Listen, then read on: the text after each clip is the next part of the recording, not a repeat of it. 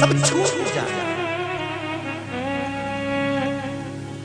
इसलिए आपको बार बार कहते हैं, तुमने जो कमाया है, दान नहीं कर सकते मत करो, सत्कर्म नहीं कर सकते मत करो, पुण्य में नहीं लगा सकते मत लगा, किसी को दे नहीं सकते मत दो, पर एक काम जरूर करना, जितनी कमाई करते हो उसका कम से कम 25% अपने ऊपर तो खर्च करो। अच्छे खुश होकर तो जिंदगी जियो, फुल एंजॉयमेंट अपने जीवन को जीने का प्रयास तो करो। कमाने के बाद भी रोके जी रहे, हमारा घाटा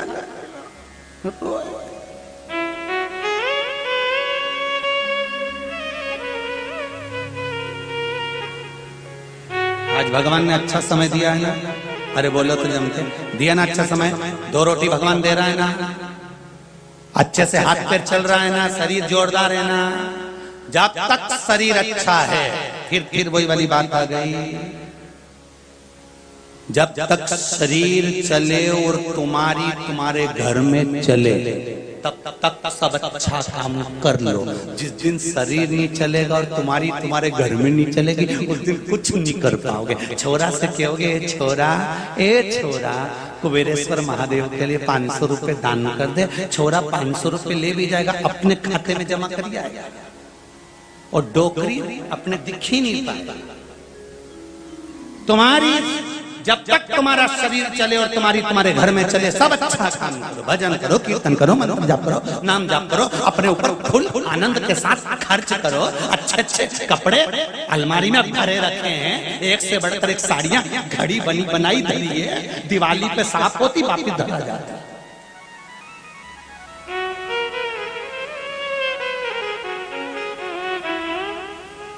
प्राण छूट जाएंगे अचानक। कोरोना महामारी आई थी, देखो भगवान के पास तो बहुत सारे आइडिया हैं तुम्हें निपटाने के। तुम ये मत सोचना ऐसे कोरोना जैसे ढेर सारे आइटम रखे हैं उनके पास में, 1 मिनट चुटकी बजाते से कजन कित्तों को निपटा देता। और अलमारी में सब कपड़े धरे रह जाते हैं, कई काम नहीं आए, बाद में वो सब पड़े रह जाए, कौन पहनेगा? तुम्हारे दादाजी परदादाजी जो मर के गए, उनके कुर्ते पजामे आज तक अलमारी में धरे। छोरे से क्यों सिलवा ले, ये ओल्ड फैशन, हम नहीं पहनेंगे। पहले की साड़ियां जिसमें बुजुर्ग माताएं गोटा लगा के बनाती थी, ऐसी जोरदार ऐसे बूटा की साड़ी पतली वाली ऐसी बना के रखती, बेचारी ऐसी गोल कुछ होता था, कपड़ा फंसाती थी उसमें ऐसा गोल, फिर उसको सिल के आंखें फोड़ के बनाती थी। और वही साड़ी आज तक रखी है। और बहू से कहते, बेटा मैंने बहुत प्रेम से बनाई, तू पहन ले। बहू के काम वाली को दे दो डोकरी, बर्तन कौन पहने यार? फिर निवेदन है, हो बलमस्त जिंदगी जियो, 1 लोटा पानी का भरो, प्रसन्न होकर घर से चलो, और शंकर जी के मंदिर में जाकर शंकर भगवान को समर्पित करते चलो, जीवन सार्थक करते चलो, जीवन को आनंदित करते चलो, कुछ नहीं बिगड़ेगा। स्वस्थ सुबह उठो, 1 लोटा पानी भलो, सूर्य नारायण भगवान को अर्घ दो, सिर से 8 इंच ऊपर हाथ हो, पानी की धार धीरे धीरे चल रही हो, उस पानी में से सूर्य नारायण भगवान का दर्शन कर रहे हो। शरीर में कितनी भी बीमारियां हो रही हो, 15 से 20 दिन में सूर्य पर अर्घ देकर पानी में से दर्शन करने से वो जल किरण का हमारे ऊपर पड़ता है, तो हमारा रोग ठीक होना चालू हो जाता है। करो तो करना पड़ेगा। शिव कथा कर बहुत मिलेंगे बर्बाद करने वाले, पर आपकी भक्ति अगर दड़ी है तो शिव आपके, आप शिव महापुराण की कथा को जितने लोग सुन रहे हैं, फिर निवेदन करूंगा, अगर दिल से सुनी है तो 3 महीने में अगली कथा जहां होगी ना, वहां तुम भी बैठे मिलोगे। 3 महीने बाद वापिस वहीं मिलने वाले कि बाबा ने मेरा ये कार्य कर दिया और मेरे को यहां बुलाया। शिव कृपा है। शंभु शरणे पड़ी, सब गाइए, मांगो घड़ी रे घड़ी तो काटो दया करी दर्शन आपो। शिव कृपा होती है ऐसी। जब कोई कार्य ना हो फिर निवेदन करूंगा। जिस कार्य के लिए आपको बार बार सोचना पड़ रहा हो, बार बार विचार करना पड़ रहा हो और कार्य नहीं हो रहा हो, एक लोटा जल, उसमें लाल चंदन, चावल का एक दाना उसके अंदर डालकर बेलपत्री के वृक्ष के नीचे उस जल को सूर्य नारायण भगवान को अर्घ देते हैं। कमल हस्त बनाकर हाथ में कलश लेकर उसी तरह धीरे धीरे बेलपत्री के वृक्ष के नीचे समर्पित कर और बाबा से निवेदन कर कर आए कि बाबा मेरा ये कार्य है, विश्वास है मेरा शंकर पर, आप आओगे 15 से 20 दिन होंगे और बाबा आपका कार्य कर देगा। आप जल चढ़ाओ तो शंकर, आप बेलपत्री के वृक्ष के नीचे जल चढ़ाओ तो, आप शिव का स्मरण करो तो।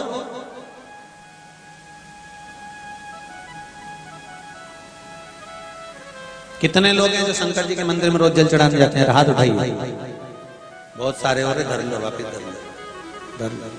जाना चाहिए भगवान शिव के मंदिर तक पहुंचना, शंकर के द्वार तक जाना, शंकर के मंदिर तक जाना, शंकर पर एक लोटा जल चढ़ाना सहज नहीं है महाराज। ना जाने कितनी कितनी बाधाएं हमारे जीवन में आती रहती है और भगवान शंकर पर चढ़ाया गया एक लोटा पानी हमारी बाधाओं को हर लेता है। केवल एक लोटा,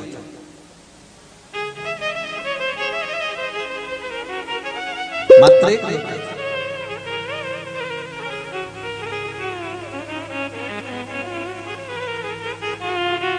इसीलिए शिव पुराण हो गई। महाराज युवराज से कहा गया कि तुम एक काम करो कि इसकी आंखें नहीं रहेगी तो ये दिखेगा क्या? और मित्रों का कहना माना और कहना माना उस युवराज ने हंस को पकड़ा और अपने बाण को निकालकर हंस की आंखों को फोड़ दिया। अब आपने तो कह दिया बेचारा धृतराष्ट्र की आंख नहीं थी, आपने तो कह दिया, क्यों दुख आया, तकलीफ क्यों आती है, कष्ट क्यों आता है? क्यों कहते हैं कि भगवान शंकर की भक्ति करो? क्यों कहते हैं शिव का स्मरण करो? क्यों कहते हैं शंकर पर एक लोटा जल चढ़ाओ? क्यों कहते हैं कि भगवान की भक्ति में डूबो? क्यों कहते हैं कि भगवत स्मरण करो? कारण कि आप जब भगवान की भक्ति में रमते हो, स्मरण में रमते हो, तो ना जाने कितने दुख तकलीफ तो ऊपर कट जाते हैं, ना जाने कितने दुख।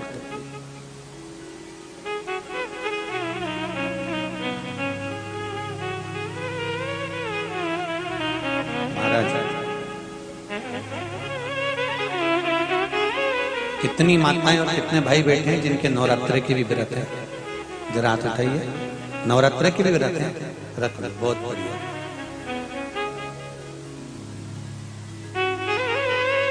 खाने के लिए करे कि गाने के लिए करे?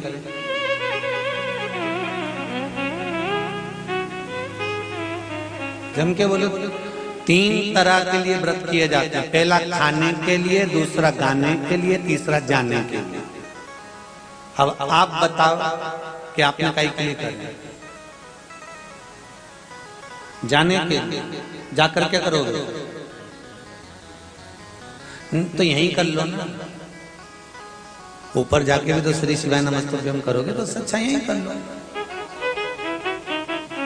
व्रत ना खाने के लिए होना चाहिए, ना जाने के लिए होना चाहिए। व्रत केवल गाने के लिए होना चाहिए कि मुझे भगवान का गुणगान गाना है और परिवार को उस गुणगान के बल पर भगवत स्मरण में, भगवत भक्ति में, भगवत नाम में मुझे डुबोना है परिवार।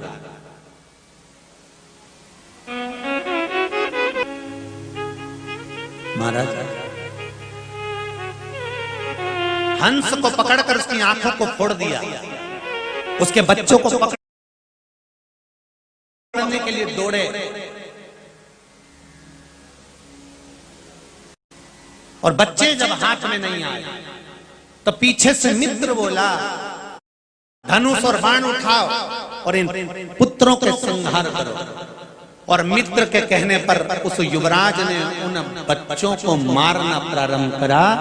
शिव महापुराण की कथा कहती है, धृतराष्ट्र भी रोता रोता कृष्ण से कहते हैं कि एक कन्हैया, मैंने कौन सा पाप करा था जो मेरी आंखें नहीं है, मैंने कौन सा पाप करा था जो मेरे 100 पुत्र मर गए मेरे सामने था, इसलिए आज तुम्हें नेत्र नहीं मिले और तुम्हारे उस हंस के बच्चों को मार दिया था, इसलिए तुम्हारे सामने तुम्हारे बच्चे नहीं रहे।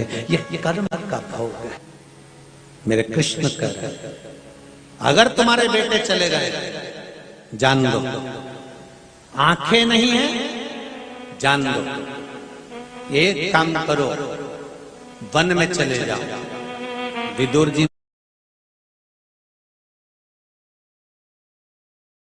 ने यही समझाया था धृतराष्ट्र को कि गांधारी और धृतराष्ट्र तुम वन में चले जाओ और भगवान की भक्ति में लग जाओ। किसकी भक्ति करें? तो कहा पार्थिव शिवलिंग का निर्माण करो।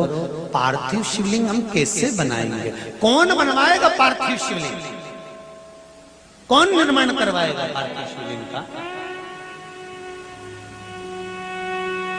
वन में जाकर हम करेंगे क्या? विदुर जी ने कहा था, मन में अगर भाव है पार्थिव शिवलिंग बनाने का, पूजन करने का, तो उसकी व्यवस्था स्वयं भगवान शंकर ही करते हैं, कोई दूसरा नहीं कर सकता, कोई दूसरा नहीं करेगा। पूरी ये अमरनाथ सेवा समिति, मिश्रा जी लिए कथा अमरनाथ सेवा समिति उसमें जुड़ी और कथा को करवाया। अर्थात कहीं ना कहीं आपके भाग्य में वो जुड़ा हुआ था। और व्यवस्था किसको करना है? भगवान को। कराना किसको? आप विचार तो करो कि मुझे कथा में जाना है, यहां तक छोड़ने की जवाबदारी भी संग अभी और तुरंत उन्हें पटला पटली लगाया और ठोस और चल धम धम बेटा। अब बेचारा वो गाड़ी में 2 थे, एक की जगह थी, अभी उनको क्या मालूम था कि काकी भी 4 के बराबर थी।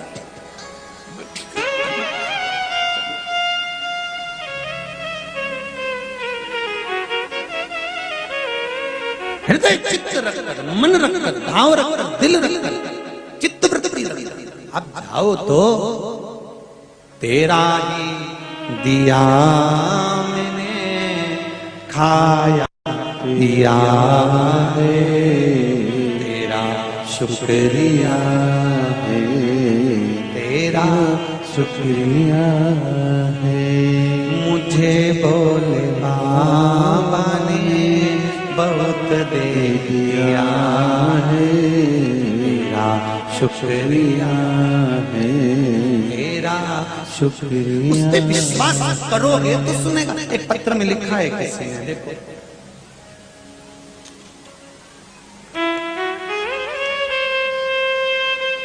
उसकी कृपा ना हो तो एक पत्ता ना हिले।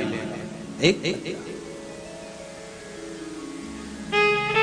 गलती करी युवराज ने, एक हंस को पकड़कर उसकी आंखों को फोड़ दिया। हंस तो अंधा हो गया, जिसने फोड़ा उसको भी तो अंधा होना पड़ा। उस हंस के बच्चे मर गए तो क्या धृतराष्ट्र के बच्चे नहीं मरे? वो भी तो मरना पड़ा। प्राण तो उसके भी छूटे हैं। धृतराष्ट्र रोते रोते पूछते हैं विदुर जी से, और रोते रोते पूछते हैं भगवान कृष्ण से कि इसका अगला जन्म मेरा सवर जाए और मुझे भगवान का दर्शन हो जाए, उसके लिए मैं क्या करूं? मेरे नेत्र तो अंधे थे, आंखों से अंधा हूं, मैं देख नहीं पाया। पर कुछ क्षण के लिए मेरे नेत्र भगवान का दीदार कर लें, उसके लिए मैं क्या क्या विदुर जी ने कहा, भगवान की भक्ति धारण करो, शिव स्मरण करो। अगर मैं पार्थिव शिवलिंग का निर्माण करूंगा तो शिवलिंग बनाएगा कौन? मिट्टी लाएगा कौन? गांधारी ने आंखों पर पट्टी बांध कर रखी है, मेरे नेत्र नहीं है, इस शिवलिंग का निर्माण कौन करेगा? इसको बनाएगा कौन? इस शिवलिंग को बनाकर पूजन कौन करवाएगा? 84 लाख योनियों में छिपकली की योनि नहीं मिले, बहुत गंदी लगे हमारे नहीं। तुम्हें अच्छी लगे तो तुम बनना चाहो तो कथा में भले मत आ जाओ, पर तुम किसी को कह सकते हो कि मेरे को नहीं बनना चाहिए।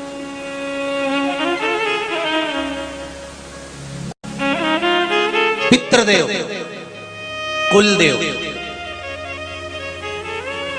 हमारे घर के बुजुर्ग बद्दुआ कब देते हैं?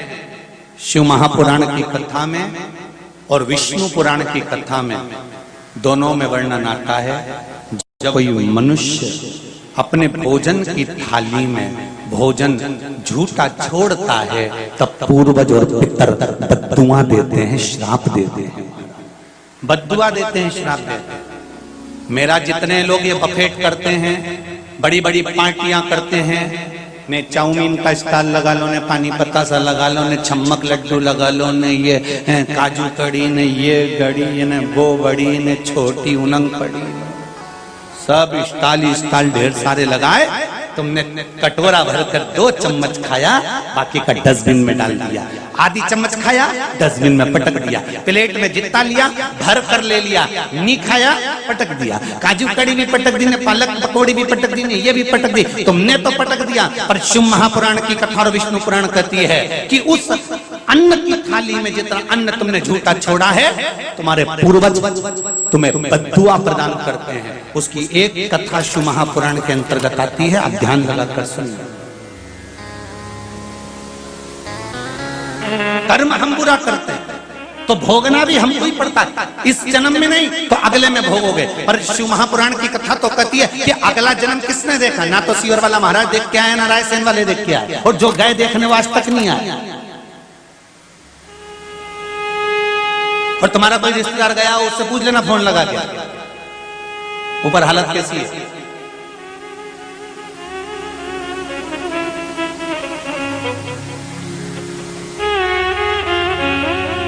हम अगले जन्म की बात नहीं करते,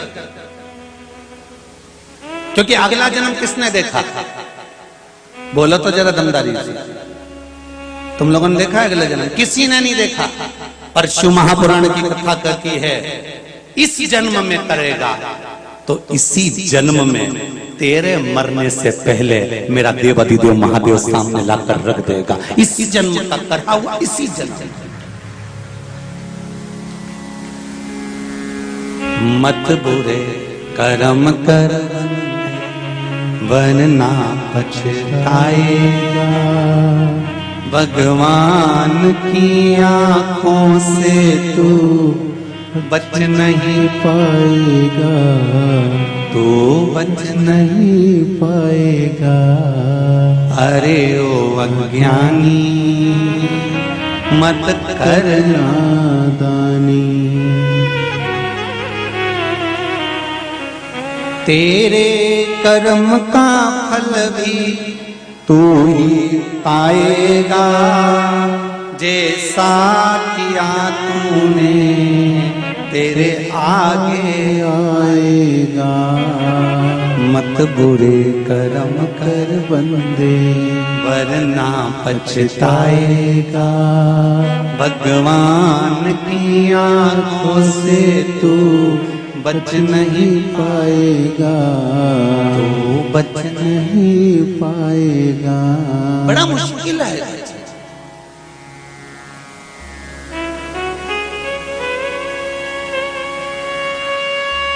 किसी को देखकर हमें दया आ जाती है कि इसको ये तकलीफ है, इसको ये कष्ट है। पर शिव महापुराण की कथा कहती है उसके पूर्व जन्म का भी तो भान रखो।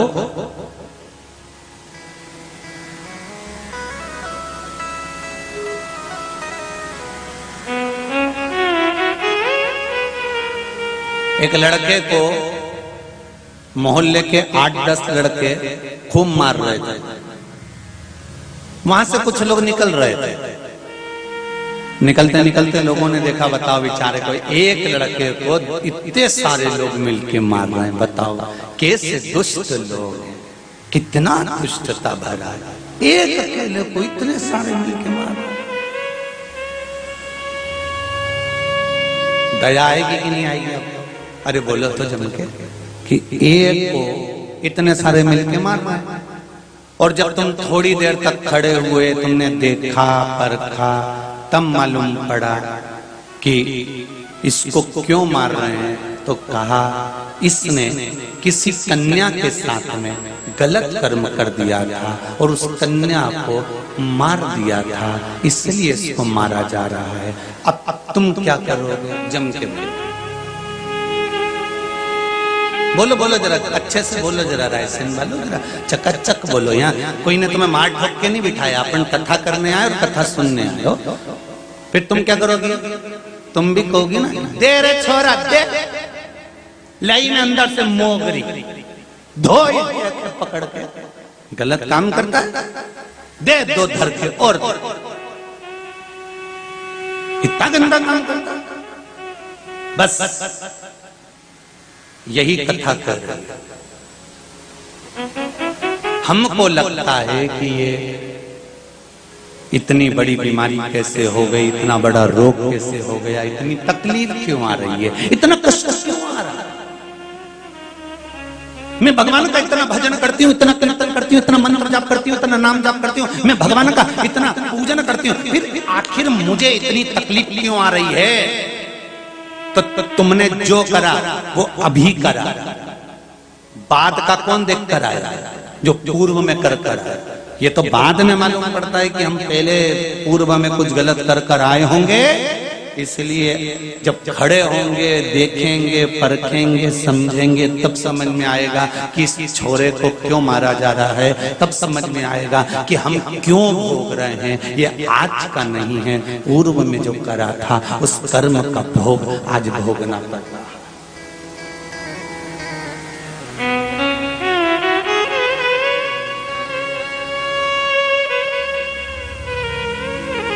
आज सवेरे की बात है, कोई कह रहा था गुरुजी वो धृतराष्ट्र का पूरा वंश मिट गया था। गुरुजी उसके सुपुत्र मर गए।